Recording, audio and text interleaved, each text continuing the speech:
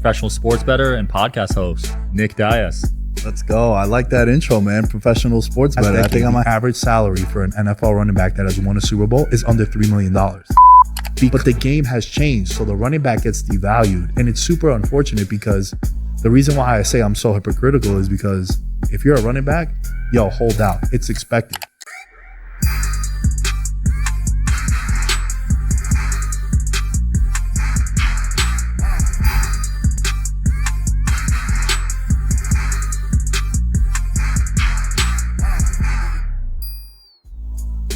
Welcome back to the Digital Social Hour, guys. Got an amazing guest for you guys today. Professional sports bettor and podcast host, Nick Dais.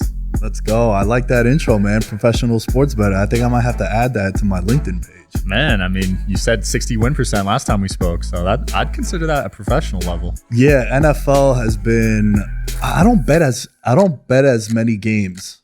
You know what I mean? Like a lot of people bet the Monday night game because it's Monday Night Football, dude. We're at the bar. We got to bet it. I don't really do that. I have to really like a game in order for me to bet it. And also, I stick to 5 games a week. 5 games a week. It's what I do a lot of the contests out here and even some online where it's basically 5 games against the point spread. And it's a long-term investment. I'm someone who I like tournament style things. Like when I play poker, I like tournaments. I don't really like cash games and whatnot.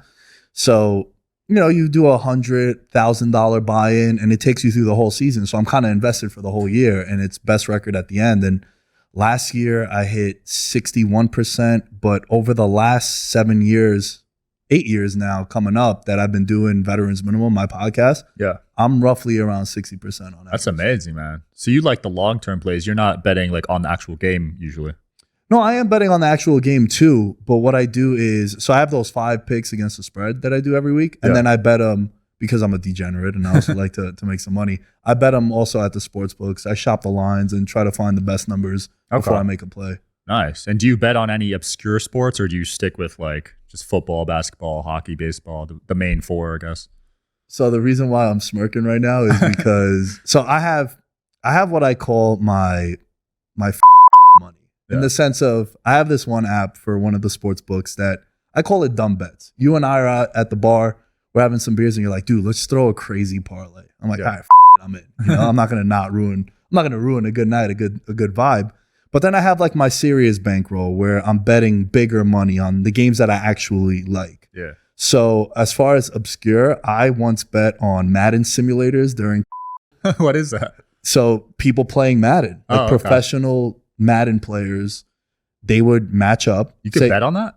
During the pandemic, bro, you were able to bet on a lot of weird because people needed their fix. So they were legit sports books that were offering Madden simulators. So they take, you know, user 191 against user 202, and maybe they're professional Madden players, and you can legit bet on it with the point spread, the over-unders. It was some crazy shit on. I feel like those could be rigged easily. Yeah, because you never know if the two are in cahoots. Right. You could just plan someone to win. You know what I mean? Yeah. And then you bet the other side. Yeah. That's a great question, dude, because especially when it's the electronic stuff, I feel like those are a little bit more sketchy. Than Madden's like a small world. Like, you know all the top players in Madden. So you're probably friends with a ton of them. Yeah, for sure. And also the craziest thing is, you know, you were able to bet on electronic horse racing. What? That was another one. You could do, like, when I go to casinos, and I come to one pretty much every day, but I never, ever play on electronic games. I like to physically see the dealer. Yeah. I don't think there's an edge. I know there isn't an edge, but just mentally for my sanity as I'm playing, I would like to know that, all right, Sean's the dealer here. It's not some virtual person dealing the cards. Yeah. And I feel like mentally I have an edge, even though I don't. I know I don't. But it just makes me feel better knowing that there's an actual person there dealing the cards or spinning the roulette wheel. For sure. It is a comfort thing because I've played the blackjack machines here that are on the computers and it doesn't feel as safe for some reason. It doesn't. And it also doesn't feel as fun too. No, some not of the at big, gambling, I truly believe, I've been doing it for so long, dude. I've been sports betting since I was like 7 years old. But the gambling stuff, I've been around it my whole life. I come from a family of gamblers. And now it's easier to have this conversation because it was kind of frowned upon and like, oh, you're kind of a betting and gambling. But the one thing with the casino games is you don't really have a big edge on a lot of them. Right. And shout out to today's sponsor, Articulate. I know all of you want to hit revenue targets, get that new launch done, scale your business. Well, making sure your team knows what to do and how to do it, well, that's a huge part of that. I'm sure you all do different kinds of training, and I'm sure you've probably used tools like PowerPoint, Zoom, etc. And I bet you probably get super bored when someone at your company is explaining you how to use these tools. That's why I really love this tool, Articulate 360. It makes it easy to whip together interactive, really beautiful learning that really engages people and gets info across. You're no longer falling asleep during presentations. You can create short form, micro learning, super interactive courses, and really whatever you need. With our attention spans these days dropping, something like this is super valuable. With a couple of clicks, you can send it out and check on your progress. The team can also check back in on the training anytime they want in a super simple portal. Literally everyone I know uses Articulate, over 120,000 companies in all 100 of the Fortune 500. Check it out today at articulate.com/360 to start a free trial.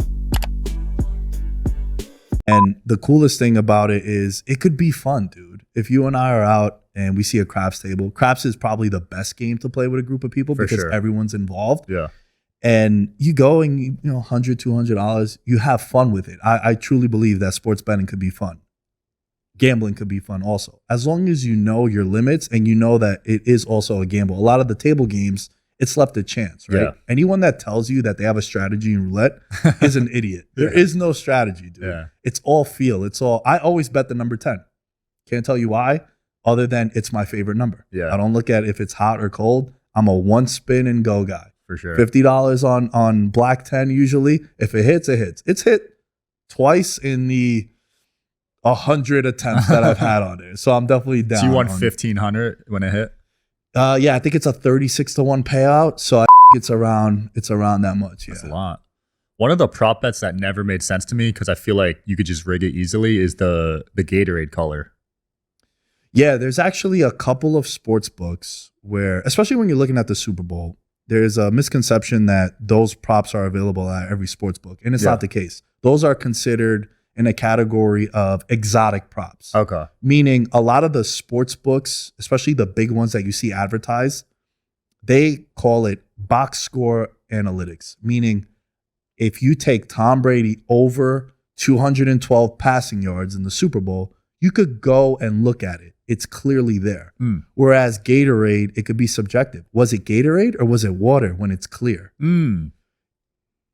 There have been incidents where it's something that's a known commodity, right? If I was the Gatorade guy for the Patriots, I could easily be like, yo, Sean, it's going to be red, bro. Yeah. And then you just go. And I'll tell you what color it is. Yeah.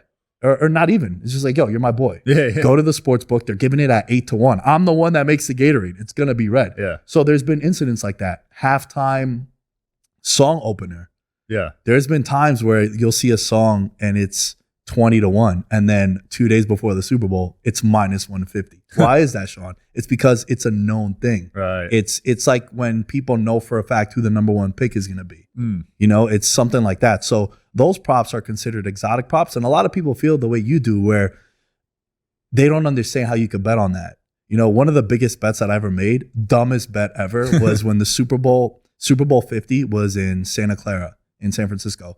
And it was -300 that they were going to show Alcatraz and the Golden Gate Bridge like together. And I was like, dude, it's like the only landmark in San Francisco, the Golden Gate Bridge. And it was in the middle of the third quarter that they flashed it. I ended up getting paid, but it wasn't at a legal sports book. It was like those sketchy offshore ones. Online ones. Yeah, because it's also subjective, right? Like, do they show the bridge directly in the middle or was it just off to the side? There used to be a controversy when this all started back during one of the Patriots Super Bowls where one of the props was, is Giselle going to be appearing on the screen at any time? And they spotlighted Robert Kraft and they showed the lower third, Patriots owner, CEO. And Giselle was in the background. And that was the only time that you saw Giselle. So again, it's subjective. Right. A lot of those bets that you were referencing, they're subjective. Yeah. Do you ever do super safe bets? Like, did you see that one guy that bet 100K on Victor going number 1 in the draft and he only won like $200 or something? Yeah. I mean, I'll only do that just to mentally see a green ticket get cashed. But I'm like on a little bit of a losing skid. I'm like, we just need to see one go in the hoop, right? I'll do something like that. But for the most part, you know, you got to be really careful, man, because there's been times where someone has live bet someone -1,500 They put $150,000 on it to win 10K, and then doesn't go your way. Oof. And then you're down 150K. So there's no such thing as a lock in sports betting. Right. Though everyone likes to throw that word around. There's no such thing as a sure thing. There are a couple of things that are close to it. Right. Like the NBA All-Star game, 20 of the last 22 years has gone over the win total, the point total, excuse me. Because it's a glorified pickup game. Yeah, right? they don't try. Yeah, they don't try. So that's probably the closest thing to a lock in sports betting. Do you think certain sports are rigged? This is always such a polarizing topic, dude, because I like to believe no. But then you have the Tim Donaghy incident. Yeah. Then you have, I'm a big soccer fan, Juventus. They're a team in Serie A in Italy. They got hit hard with a scandal in the mid-2000s. Really? Yeah, and it was really interesting, dude, because they're like a traditional powerhouse, right? Like they're one of the richest teams in Europe, especially in Italy. I think the owner of the team owns Ferrari. So it's not like it's one of these like mid-tier clubs that come out of nowhere, like Leicester City, right? Leicester City in the Premier League, biggest upset in sports history, 5,000 to 1, dude. $100 won you 5K. I remember that one. A few years it was ago, in 2015. If they were to come up with a scandal, I'd be like, yeah, I kind of could see it because they're going up with Manchester United and Chelsea and all these billionaire owners. But Juventus was like basically the Yankees of that league. And then they were rigging games. What they would do is they wouldn't rig their games, but there's a thing in soccer where if you accumulate a lot of yellow or red cards, your players miss games like down the road. So what they would do is they would go to Sean, who's the referee of two teams that are playing each other. But Juventus is going to play AC Milan next week. So what they'll do is they'll give Nick a yellow card so he misses the Juventus game because I'm AC Milan's best player. And then Juventus gets the benefit through that because now Nick isn't playing against them. So they weren't really rigging the Juventus games. They were rigging the games prior to playing Juventus. And then they got sent all the way down to the 4th division in the Italian league. And they finally recovered, but you're talking about a 8 to 9 year run that they were no longer in the top league in Serie A. That's crazy. And you mentioned you're big into soccer. What do you think about the World Cup coming up? Do you think the U.S. has a chance to make a run? Dude, I put out a video after they failed to make the World Cup in 2018. Yeah. And I said, congratulations to the 2026 World Cup champions, the United States of America. And it still it's my first viral video. And it got like over 200,000 views on YouTube. And I still get hits on it to this day. And the reason why I say that is if you look at the history of the World Cup, it's only been about 9 or 10 countries that have won it. And 7 of them have won it in their home country. Wow. The U.S. is hosting it. It's the second time that they're hosting it. And truthfully, dude, we actually have a really good team now. We have a very young team. All our players are playing overseas. The MLS is still a young league, but it's kind of looked at as the retirement home for a lot of aging guys. They just signed Lionel Messi. Saw that, And it's grown dramatically in the last 30 years. It's only a 30-year league. You're looking at the English Premier League. It's been around for like 100 years. Right. You know, La Liga in Spain, over 100 years. So the talent pool has definitely closed, but all our main players, Sean, they're playing on big name teams in Europe. And the biggest difference is when you're a kid and you're 16, 17 years old, anywhere else in the world as a soccer player, if you're good enough, dude, your parents are taking you out of school and putting you in the academy. And then at 17, 18, you're playing professional soccer. Over here, dude, if your parents took you out of high school at 15, 16 to go play soccer, they'd be like, you guys are really stupid. You're going to ruin his future. But it's because our culture and society, we value the education system. And rightfully so, right? Like you should at least be able to get out of high school, in my opinion. College, different conversation for another time. But when a kid graduates from college in the US and they go to the MLS, they're 21, 22 years old. When they play someone from Europe, dude, they've been playing professional soccer for 5-6 years. So that's why the gap is so different. But now, a lot of our big players, bro, they play overseas and they're playing on like AC Milan, Chelsea, Arsenal, Man City. It's not the San Jose Earthquake. Yeah. No, it's definitely leveling up. It's cool to see. They've gotten a lot better. Even their B team is winning games now. Yeah, they don't even need to have their full roster. And they've been on a run where they've beaten Mexico like 7 straight times, which, you know, that's their big rival. In the CONCACAF, you know, you got Jamaica and Costa Rica. They kind of have their moments. But, through the years, it's been Mexico versus the U.S. And a lot of the Mexican fans are not happy about that because they're getting dominated now too, dude. And the U.S. team now, they got to forward, and Balogun, his rights were between Nigeria, the U.S., and England, and he claimed the U.S., which was massive because now we have a center forward, which is like the only thing that the men's team really needed. But dude, I'm really optimistic about them really winning the World Cup in 2026. It's dope, dude. I'll never forget how good the Mexican goalie was. Oh yeah, What's his name? Ochoa. Yeah, dude. Dude's a legend.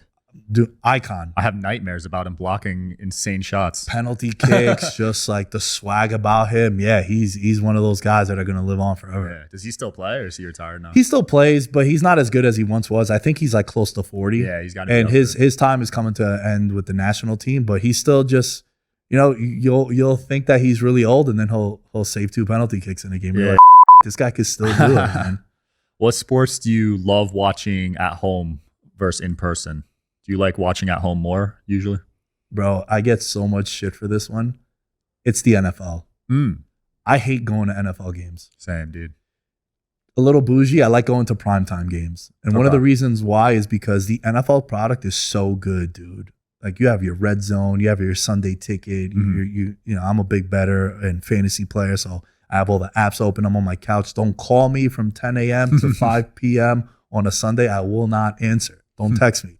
That's my alone time. And it's so good on TV, dude. And then when you go in person, you realize that the average football game, dude, I don't know if you know this, it's about 15 minutes long. That's it?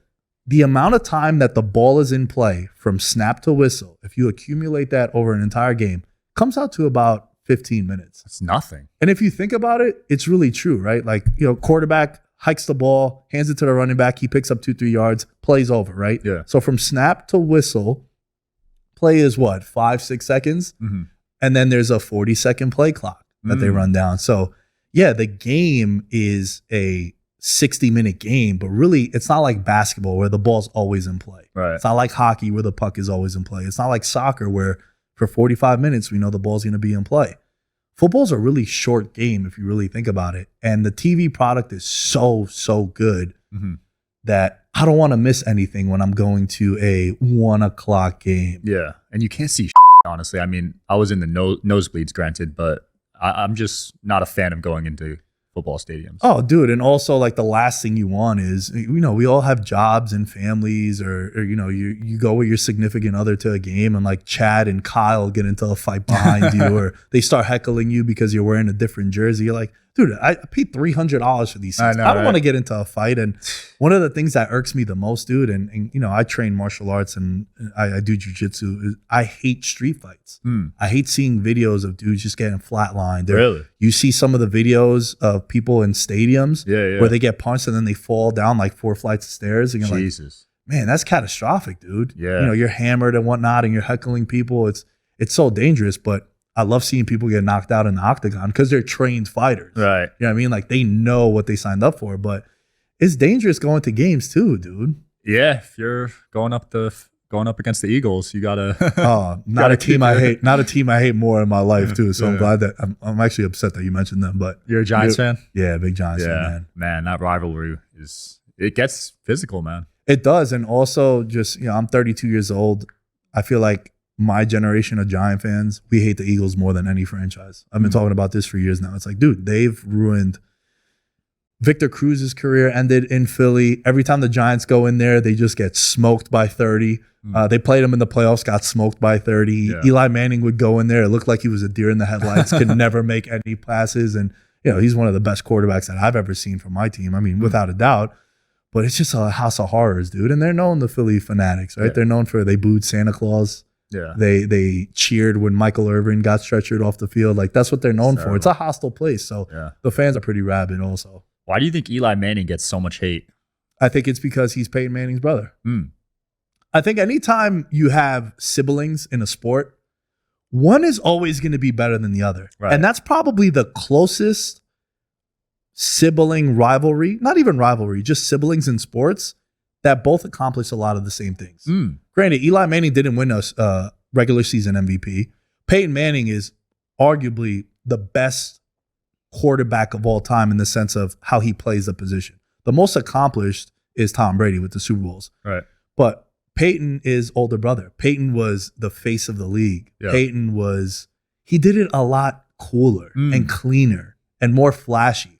Where Eli Manning, I think, never threw a spiral in his career. The ball always came out like, craziness. And he ended up winning 2 Super Bowls, as many as Peyton did. And it wasn't always pretty with Eli. Dude would get slaughtered by New York media, dude. Growing up in the East Coast and in New York City, it's like it was never good enough. And I think that's why he gets a lot of heat. Like Seth Curry, I think, is a great basketball player, but he's Steph's younger brother. So it's like you're always going to be that thing where you're not going to be as good as the older sibling, or sometimes it's the younger sibling too. But I think that's why he gets a lot of heat. Man, I love that analogy. It's got to be tough on you mentally to be always someone's shadow almost. Exactly. And that's why when you do accomplish, it's, but you're not Peyton. Yeah. It's like nothing you do is good enough. It's literally never good enough. He won 2 Super Bowls and people still question if he's a Hall of Famer. Like, you know what I mean? Yeah. And it's a ridiculous take that people have. I think if you win multiple Super Bowls, you're automatically a Hall of Famer. Especially if you're the QB. And also, dude, I think a big part of people's excellence in professional sports is your availability. Yeah. Dude played 15 years, didn't miss a start. Yeah. I think that's a big part of your greatness. LeBron James, 20 years, been arguably a top 5 guy. Pretty much every year. 19 of the 20 years. Maybe his rookie year he wasn't, but then after that, exactly. It's like, man, there's something to be said about longevity and greatness, being consistent for that many years. Dirk Nowitzki, Kobe, Duncan. It's like, dude, these guys have been great for that long. Yeah. That in itself should just prove that they're on another level. Dude, how many athletes have you had a chance to speak to or maybe interview on your show or even just been a fan of? You're like, bro, I wish he stayed healthy. Almost all of them, to be honest. Yeah. Like Paul George, like so many. Dude, a ton of them. Thousands of them. Yeah. And then when you look at guys that for 15 plus years, they're every game, man, they only sat out because it was load management. Yeah. It wasn't because they were injured. I think that's a massive part of your greatness. Absolutely. It's underrated. Now, what do you think of this whole incident with Saquon Barkley not reaching a deal with the Giants? Fully expected, without a doubt. And there's not a take that I have, Sean, in sports that I'm more hypocritical about. The running back position. If you're a running back, hold out, get your money. Your shelf life is 3 to 4 years that you're at your prime. And a lot of these teams, they do what they're doing to these guys now. They draft them high, or they'll get them in their prime. They'll run them to the ground. And then they're like, oh, it's time for you to get paid? Nah, let's lowball you. This is what happens to the running back position every single time there's a big name running back. It happened with Alvin Kamara, it happened with Zeke, it happened with Derrick Henry. Eventually, you're no longer that guy. And what happens is early on in your career, you're the guy. And then eventually when it's time for you to make 12, 13, 15 million a year, which is what your market value should be, the running back position has been devalued because we just saw the Kansas City Chiefs, bro, win the Super Bowl, and their running back that got 80% of the touches was a 7th round pick. Wow. Out of Rutgers. It ain't exactly a football powerhouse, right? Hey, I'm from Rutgers. You are? Let's go. Shout out to Rutgers, East Coast I know how much they suck, though. But, you're not going to Rutgers to find the next big star is what I'm saying. You go to Ohio State, you go to Alabama, you go to Michigan. And they won a Super Bowl with a 7th round pick. There's been teams over the last decade, the average salary for an NFL running back that has won a Super Bowl is under $3 million. Because it's become so pass heavy. Right. The quarterback is making north of $40 million if you have a certified alpha. Right. What does the quarterback do? He throws it. So the wide receivers now are making more money. The Cincinnati Bengals are going to have probably 2 wide receivers if they could keep them. They're going to make north of $25 million. T. Higgins and Jamar Chase. But the game has changed. So the running back gets devalued. And it's super unfortunate because the reason why I say I'm so hypocritical is because if you're a running back, hold out. It's expected. I was like, no he's going to hold out. Josh Jacobs on the Raiders. Austin Eckler. He's led the league in touchdowns, bro, in back-to-back years. You know how hard that is? And they're like, we don't want to pay you. It's like, what the It's just wild how the running back position has been devalued.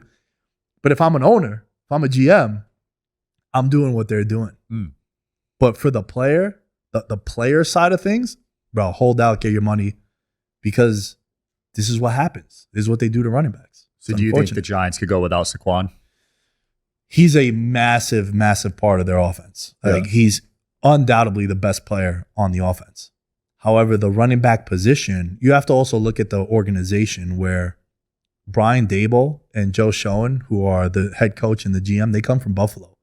Buffalo hasn't had a really good running back at all during their time in Buffalo. This was a team that went to the AFC title game. They're winning their division, but they got the stud quarterback, they got the stud wide receiver, and they built everything around him. All right. So can the Giants win without Saquon? I want to say yes, but I think he definitely, undoubtedly makes them a way better team. For sure. Have you ever hit any nasty parlays, like 5 or 10 teamers? Yeah, I've hit a couple.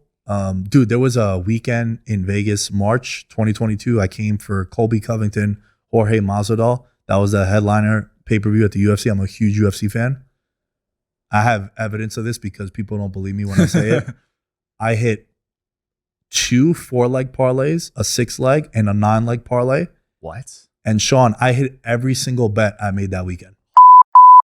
I love to bet props in the UFC, right? Yeah. Like a lot of people like parlays, but you could find a 12-1 prop on someone to win by submission. Yeah. You hit that. That's basically a 5 to 6 leg parlay for the most part. And I was hitting knockout first round for this guy, submission round 2 for that guy. It was crazy. And as the card is going on, I'm drinking more and more beer. And I'm telling my buddy Nick, who I was with, I was like, dude, when the main card started, we had all favorites left. I was like, we might win like $20,000. He's like, no way. I'm like, I don't know if it's the Coors Light that's hitting right now, but I feel really good about this. Yeah. And after every fight, dude, I'm grabbing. I'm like, I can't believe this. And dude, I had $21,600 worth of tickets cashed, like needed to be cashed in my jacket pocket, walking around Las Vegas Boulevard, blitzed at 3 a.m. And did you lose it? No. I won it. Oh, thank God. I got nervous there. No, come on. Thought Now. someone took it off you. The way you were going with that story. No. But it was really dumb because at one point I went to take off my jacket and just leave it behind the chair. And then I'm like, what am I going to do right now? I can't have that happen. Wait, so how much did you put up to win 21? Oh, dude, like $300. That's it? Yeah. I'm a $50 9-leg parlay that paid close to like $2,300. Parlay was like $100. And then the other ones were, I had a 3-leg parlay of knockout submission, and $25 paid like $2K. Jeez. And then we had another crazy one. Like, dude, it was nuts. We did a $100 parlay where we took the 9 fighters, and that paid like 11.1. Jeez. It was crazy, man. And it'll never happen again. Yeah. I like how you only use your fun money on parlays, because most people, they use their regular money on it and they get carried away and dude, they just get wrecked. I don't get a lot of heat on social media, but when it comes to sports betting picks, when I post my 5 picks, I could go 4-1, and I'm like, oh, dude, 4-1. I'll take 4-1 all day, the rest of my life. Yeah, every week, and I'll get 5 to 6 people be like, oh, dude, you don't know. I'm like, let me guess, you parlayed. Yeah, well, don't parlay, bro, because if you go 4-1, Sean, and you bet $100, let's just use $100 because it's the easiest number for us to reference. You go 4-1. You hit for $400, you lose $100, you're still up $300 by straight betting them. That's why professional bettors, they straight bet. They hate parlays. Right. I do what you said. Parlay's fun. Yo, here's $20, man. Let's go. Sean, who do you like tonight to score over 30? I like Paul Pierce. Not Paul Pierce, Paul George. I like Embiid and Harden. All right, let's do it. Here's $20. Whatever happens. That's fun. I'm not expecting to win it. It's fun. I think sports betting is fun if you do that. And the serious money, I straight bet it. I love that. I want to touch up on your pod before we wrap up. You've been doing it for 8 years. You were ahead of the game. What have you learned throughout that whole journey? Because you've really persevered for a long time. Dude, I think perseverance, persistence are the 2 words I would use to describe me in all aspects of my life, especially when it comes to content creating. Because I know the stuff is good. It just figuring out the algorithm, right? I know you've been in the game too for a while now too. And it's like, now the algorithm wants this. And then 2 weeks from now it changes. So I've just been consistent with it, man. And I don't like to take no for an answer. I'll shoot my shot at guess. I'd rather hear no than not ask. Because in the end, it's still a no, right? Yeah. So why not ask? It's being consistent. It's building an audience of a couple thousand people that listen to every show. And that's been able to take me to here, where I record my stuff here at the Blue Wire studio, being a part of Blue Wire, getting my foot in the door with VSiN. And it's like, yeah, would I want millions of followers? No shit, everyone would. But it's understanding that small portion of people that when I tell them, hey man, can you go and tag Sean because I want to get him on my show, they'll go and do it. Right. So in 10 minutes, you get 50 mentions of @Nick Dais. You'll be like, who is this kid? But I have that audience that'll go and do it. That's cool. When someone tweets out like, oh, I want to go on a podcast, whose pod should I go? I go to the Discord or I'll put it on my Instagram like, hey, reach out to Sean, tell him I want him on my pod. Yeah. They'll go and be like, @Veterans Minimum, @Nick Dais. Sick. I love And that. it's like, yeah, dude, like it's 30, 40 people spamming you all in 10 minutes. You're going to notice that. Yeah, you're going to see that. So I tell content creators this all the time, like, don't ignore your fan base. Don't ignore your supporters. Do we all want hundreds of thousands? Yeah, we all do. But those 500, those 1,000, those 2,000 people that listen to your content all the time, it's basically like having 20, 30, 50,000 downloads or listeners. Yeah. That's how I view it. No, I love that. So on my Instagram, I thank 100 people a week that repost my clips. I would do more, but I get blocked from messaging that many. And on YouTube, I try to respond to as many comments as I can. Dude, there becomes an instant connection, man. Like I remember the first time I had an athlete like repost something of mine, just like a tweet. I was like, that's dope. Yeah. And to even think that someone would feel that way, like when I repost someone's stuff, they're like, yo, I can't believe you replied. I was like, you can't. Like, of course funny. I reply, you know, like, but I can imagine with you, with the millions of followers that you have, it gets overwhelming sometimes. I literally get blocked on Instagram. It's happened to me a few times because when I guess you can only message a certain amount of people in a short time frame. So if I thank like 10 people in a row, I'll just start getting blocked. Yeah. But on YouTube, there's so many comments on YouTube, but I try to reply to a lot of them.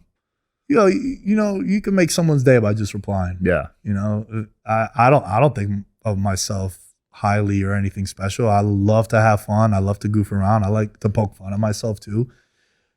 And to think that someone would be appreciative of me responding to a comment or a tweet is wild to me. But also, like, I put myself in their position. Yeah, it's the little things. I learned that trick from Gary Vee, actually, because I think he spends 10 minutes a day responding to DMs and stuff. Who's the one person that you, like, mark out, to use the wrestling term, like you lose your if they reply to you? If they reply to me, probably Elon Musk. Wow, okay. I've seen so many of his interviews. Like, I love the way because the thing with super intelligent people is they can't articulate themselves to the general public usually. But Elon's able to do that, which is a huge skill to have. I love that pick. Mine would be LeBron. That'd probably be in my top 3. LeBron, dude, because, I mean, how old are you again? 26. Yeah, I'm 32. So, like, he's the first mega star of social media. Yeah. And he's the first dude that I could remember his first game against the Kings. Like, yeah, I remember that. Like, I definitely literally watched his entire career. You have. Yeah, that's nuts. And to be able to comprehend it too, you know, like I saw Jordan play the Knicks in 1997. Bro, I was 6 years old. I don't really remember it. I just remember being there, but I couldn't tell you like what he did or whatnot. I'd have to go and, you know, fake flex that I remember that game. But with LeBron, like, dude, I remember everything. I remember the 20, 25, 29 straight points he scored against Detroit. You know, I remember the wars with the Celtics. And then when he went to the Heat and the wars continued and winning the title, like everything, bro. He's the first megastar. And to be great for 20 years, like we were talking about earlier on this episode, is just wild to me. And what's the bad mistake he's made? He made the decision where he donated a ton of money to the Boys and Girls Club anyway. Like, that's the thing he gets the most heat for. But and going to the Heat. And going to the Heat, yeah. But he opened it up, man, because now everyone kind of just, I say I would never buy a NBA jersey nowadays because dudes signed 5 years, $230 million, and then they're like, yo, I don't want to play here anymore. Yeah. Nick, what's next for you, man? What guests you got coming up? What you working on? Right now, we're in the process of gearing up for the football season. We got the NFL preview show that drops every year. It's going to be the 9th one, Sean, that I'm doing. So it's like the flagship episode of Veterans Minimum. That'll be coming out. I don't know when this is going to air, but it's always Labor Day weekend. It's that Monday. It's the longest episode I do, dude. How long? Close to like 4 hours. Straight no breaks? Straight through, no. Yeah, tossing back a couple cold ones too. Okay. So we get a little spicier as the show goes. Yeah, it definitely helps. But, you know, the reason why it's so long, all my episodes are about 45 to an hour. I think that's a nice sweet range there. But this one is, you're breaking down 32 teams. You're breaking down predictions and yardage leaders and MVPs and all that stuff. So it's a huge deep dive. It's basically that, man. And, you know, I had you on my show too that did really well, and I appreciate you for that. Yeah. Hey, you guys could go and check that one out too. But it's at Veterans Minimum is the name of my show. Not a veteran, by the way. It's just a play on word. I always get that I'm a veteran, but it's a play on words in the sports world. When a guy's about to retire, they want to still play, chase that Veterans Minimum. Every league has one. And yeah, man, at Nick Dais 10 is my social media, and I'm doing a lot of dope, dude. So just follow along, and you'll be excited about it. I'll be keeping an eye on you, brother. Thanks for coming on. Thank you for having me. Thanks for watching, guys. See you next time.